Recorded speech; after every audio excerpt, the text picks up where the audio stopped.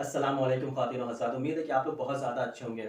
आजकल जैसा कि आप लोग देख रहे हैं कि इस वक़्त फ़िलिस्तीन और इज़राइल के बीच में बहुत ज़बरदस्त युद्ध चल रहा है, लड़ाई चल रही है। तो उसके पीछे क्या रीज़न है, जंग क्यों चल रही है, इसके बारे में जानने से पहले आज हम जिस बारे में बात करेंगे वो है कि पिछले 2000 सालों से यहूदियों के साथ इतना ज़्यादा बुरा बर्ताव क्यों किया जा रहा है, क्यों उनको बार-बार इस तरह के सेटबैक्स देखने को मिलते हैं और क्या रीज़न है कि इज़राइल जब से बना है अब तक वो सुकून से अपनी कोई हुकूमत को कायम नहीं कर सका है, वो पूरी तरह से सेट नहीं हो पाया। क्या ऐसा रीज़न है और क्यों यहूदी पिछले 2000 सालों से इस तरह की बड़ी-बड़ी मुसीबतों को झेल रहे हैं, उसके पीछे के रीज़न्स जानेंगे। जबकि अल्लाह की सबसे ज़्यादा प्यारी अगर कोई कम्युनिटी थी, तो वो बनी इसराइल कौम की थी, यहूदियों की थी और सबसे ज़्यादा रसूल और नबी जो भेजे गए हैं, वो इसी उम्मत के ऊपर भेजे गए थे। लेकिन उसके बावजूद इस कम्युनिटी के ऊपर इतने ज़्यादा अज़ाब आने के पीछे वजह क्या है, इसके बारे में आज पूरी डिटेल देखेंगे। लेकिन वीडियो को पूरा लास्ट तक देखिएगा, तभी आपको सारी चीज़ें सही से समझ में आएँगी।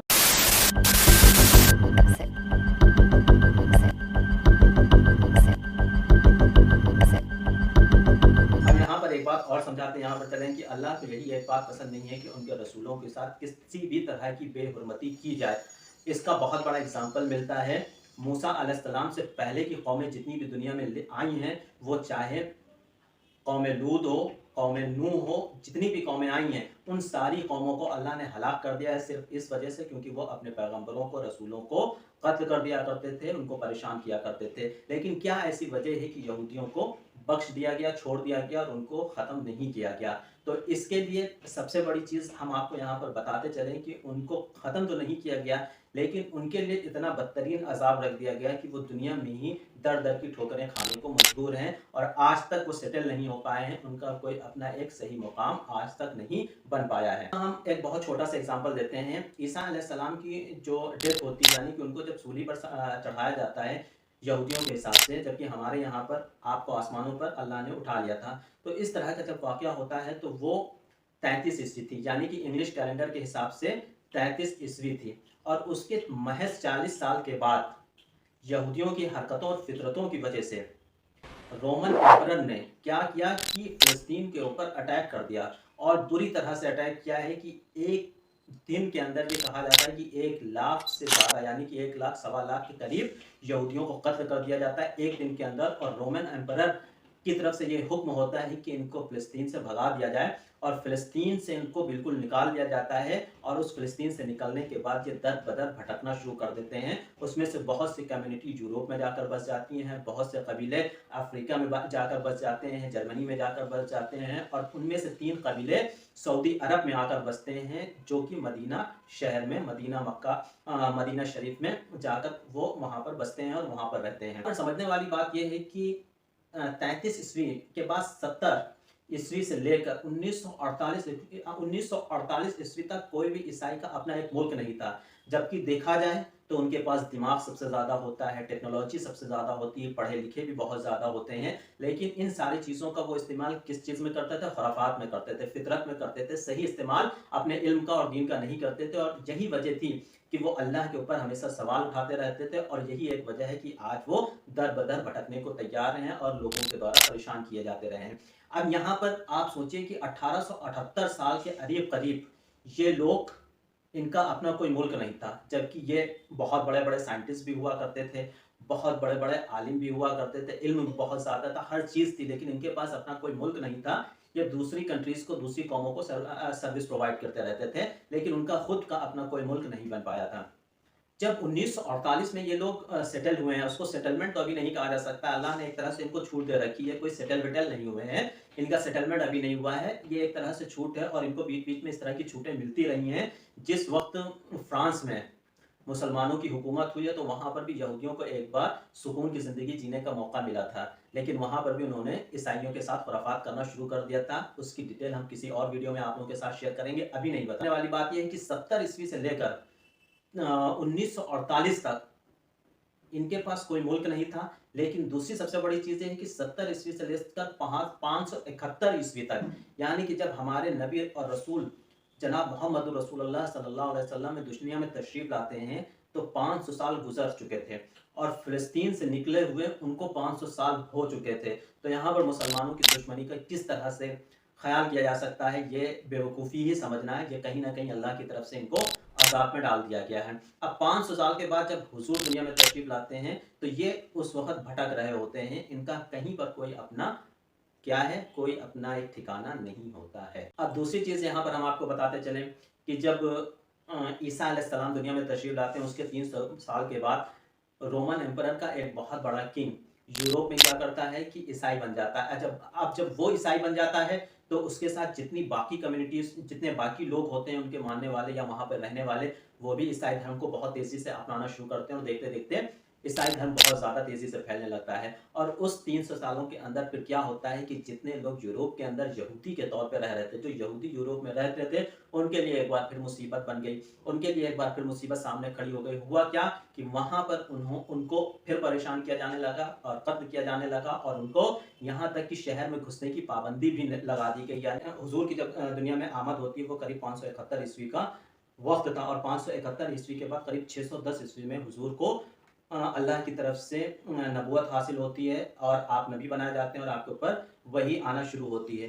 तो उस वक़्त से लेकर लगभग 12 साल तक हुजूर मक्का के लोगों को दीन सिखाने की कोशिश करते रहे, लेकिन मक्का के लोगों ने इस बात को एक्सेप्ट करने से इनकार कर दिया। अब जब वहाँ पर एक्सेप्ट करने से इनकार कर दिया, तो हुजूर को अल्लाह की तरफ से ये हिदायत हुई कि आप यहाँ से हिजरत कर जाओ। अब जब हुजूर हिजरत करने के लिए मदीना की तरफ जाने की कोशिश कर रहे थे, तो मदीने में इससे पहले, अगर मक्का में उतनी तेज़ी से इस्लाम नहीं फैला था, लेकिन मदीने में उससे पहले लोग इस्लाम को एक्सेप्ट करने लगे थे। जब इस बात की भनक यहूदियों को पड़ती है, तो वहाँ पर कुछ यहूदी आते हैं मक्का शरीफ में और वहाँ पर हुजूर के साथ क्या करते हैं, इस्लाम को कबूल करते हैं और उनके साथ अहद करते हैं, कॉन्ट्रैक्ट करते हैं कि आप मदीना तशरीफ़ लेकर आइए और वहाँ पर आपकी पूरी हिफाजत की जाएगी, हम लोग आपके साथ खड़े होंगे और मिलकर आपके साथ लड़ेंगे। अब इन सारी चीज़ों के अहद करने के बाद जब हुजूर मदीना तशरीफ़ ले जाते हैं, तो कुछ वक़्त के बाद वो सारे अहदों को तोड़ देते हैं और अपनी फ़ितरत के हिसाब से क्या करते हैं, वो पीछे हट जाते हैं और हुजूर को बिल्कुल भी सपोर्ट नहीं करते हैं। और यही वजह है कि हुजूर ने क्या किया था, इनको मदीने से निकाल दिया था, इनकी तीनों कम्युनिटीज़ को मदीने से बेदखल कर दिया गया था। यहाँ पर ये ना समझिएगा कि मदीने में इनकी जो है रिहाइश क्या थी, जैसे कि आपको बताया गया कि ये फ़िलिस्तीन से मदीने में क्या हुए थे, फ़िलिस्तीन से मदीने में शिफ्ट हुए थे, उसकी वजह हमने आपको पहले ज़िक्र कर दी है। तो उसकी वजह से ये लोग यहाँ पर जब शिफ्ट हुए, तो सबसे बड़ी प्रॉब्लम यही थी कि अपनी फ़ितरत की वजह से वहाँ पर भी नहीं टिक पाए और वहाँ से भी इनको बेदखल कर दिया गया और वहाँ से हटा दिया गया, वहाँ से निकाल दिया गया। अब यहाँ तक तो ये सारी चीज़ें हुई कि वो वहाँ से मदीने से भी हट गए। अब हज़रत उमर रज़ी अल्लाह ताला अन्हु के ज़माने में क्या किस्सा होता है, उसको थोड़ा-सा आप लोगों के साथ शेयर करेंगे। हज़रत उमर रज़ी अल्लाह ताला अन्हु, जैसा कि सबको पता है कि उन्होंने लगभग आधी दुनिया के ऊपर इस्लामी हुकूमत कायम कर दी थी और उसी वक़्त उन्होंने फ़िलिस्तीन को भी जीत लिया था, जेरूसलम भी उनके कब्ज़े में हो गया था। उन्होंने रोमन एम्परर को हराकर वहाँ कब्ज़ा कर लिया। अब वहाँ पर कब्ज़ा कर लिया, तो उसके बाद हज़रत उमर रज़ी अल्लाह ताला अन्हु को इस बात का पूरी तरह से इल्म था कि यहूदियों का वो क्या है, इबादतगाह है। तो यहूदियों को पूरी तरह से इजाज़त दे दी गई कि आप यहाँ पर आकर क्या कर सकते हैं, ज़ियारत कर सकते हैं, लेकिन फ़िलिस्तीन में बसने की इजाज़त आपको नहीं है। तो उमर रज़ी अल्लाह ताला अन्हु ने क्या किया, सिर्फ़ इतनी इजाज़त दी थी कि आप यहाँ पर ज़ियारत कर सकते हो आकर। इसी तरह से ये सारा सिलसिला जो ज़ियारत का है, वो उस्मानिया सल्तनत तक उसी तरह से कायम रहा। जब तक उस्मानिया सल्तनत रही, जो आप लोग आजकल टीवी में एपिसोड देखते होंगे, बहुत ज़्यादा फ़ेमस है, अरतुगरुल गाज़ी, उसी के जो लास्ट तक, जब तक खिलाफत रही उस्मानिया सल्तनत की, उस वक़्त तक उनको पूरी तरह से इजाज़त थी कि वो वहाँ पर जाकर ज़ियारत कर सकते हैं, लेकिन रहने का कोई अहद या कॉन्ट्रैक्ट उस टाइम तक नहीं किया गया था। लेकिन मजबूरी फिर वही सामने आई कि उस्मानिया सल्तनत ख़त्म हुई, उनके साथ बहुत ज़्यादा धोखे किए गए, खिलाफत को ख़त्म किया गया, उनके अपने ही लोगों ने उनके साथ धोखा किया और खिलाफत ख़त्म हुई। और इन सभी कामों के लिए पूरी तरह से कौन ज़िम्मेदार था? वो ज़िम्मेदार थे अंग्रेज़, ठीक है? अंग्रेज़ों ने ही वहाँ पर खिलाफत ख़त्म की और उसके बाद जितने और भी करीब-करीब के मुल्क थे, जैसे सऊदी है वो अलग हो गया, बाकी कंट्रीज़ अलग हो गए, वहाँ पर सिर्फ़ तुर्की रह गया। अब तुर्की रह जाने के बाद उसी बीच में चालाकी से अंग्रेज़ों के साथ इन्होंने कॉन्ट्रैक्ट किया और क्या किया कि इजाज़त ले ली इस बात की कि वो फ़िलिस्तीन में जाकर बस सकते हैं। यहाँ पर एक चीज़ और आपको बताते चलें, जिस वक़्त इजाज़त माँगी है, उसके बाद आपको ये पता है कि किस तरह से जर्मनी में हिटलर ने यहूदियों को बुरी तरह से कत्ल किया था और लाखों यहूदियों को कत्ल कर दिया गया था। अब एक चीज़ यहाँ पर ये नोट करिएगा कि अंग्रेज़ों ने बड़ी चालाकी से क्या किया कि वहाँ के यहूदियों को किधर शिफ्ट कर दिया? फ़िलिस्तीन में। यह उनकी पहले से प्रॉपर प्लानिंग रही होगी, उन्होंने फ़िलिस्तीन में शिफ्ट कर दिया और जिसका नतीजा आज हम देखते हैं कि 1948 में उन्होंने एक अपनी हुकूमत कायम की। वहाँ पर एक तरह से शरणार्थी के रूप में गए थे, लेकिन बाद में उन्होंने हुकूमत कायम की। हुकूमत कायम करने के बाद उन्होंने धीरे-धीरे करके आतंकवादी घटनाओं का नाम देकर उनको दुनिया में बदनाम किया फ़िलिस्तीनियों को, और उसके बाद इस तरह से पूरी हुकूमत यानी कि पूरे फ़िलिस्तीन पर उन्होंने अपना कब्ज़ा कर लिया। हालाँकि अभी तक पूरा कब्ज़ा नहीं हो पाया, और अभी भी वो कहीं न कहीं सर्वाइव ही कर रहे हैं और लोगों के टारगेट पर बने हुए हैं। ये एक तरह से यहाँ कहा जा सकता है कि कुछ वक़्त की मोहलत अल्लाह ने उनको फिर से दे रखी है, जैसे बीच-बीच में देते रहते थे। अब ये इनकी हरकतें कभी भी नहीं रुकीं, तो इसी का एक नतीजा था कि शिया और सुन्नी जो बने, वो इन्हीं का नतीजा था। जब उस्मान रज़ी अल्लाह ताला अन्हु की खिलाफत थी मक्का शरीफ के ऊपर, तो वहाँ पर ये आप तीसरे खलीफा थे इस्लाम की हिस्ट्री में। तो जो ये तीसरे खलीफा थे, ये क्या था कि कुरैश ख़ानदान से नहीं थे।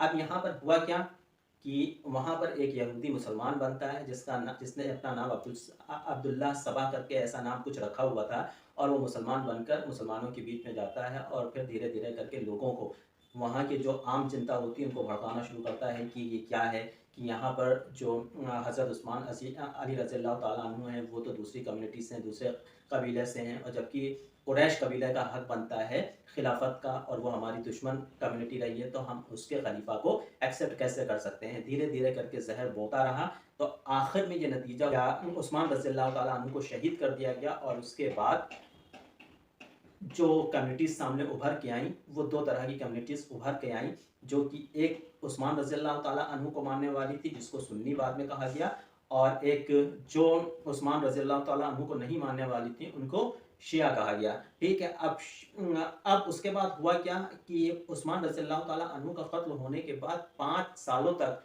मुस्तकिल मुसलमान आपस में लड़ते रहे।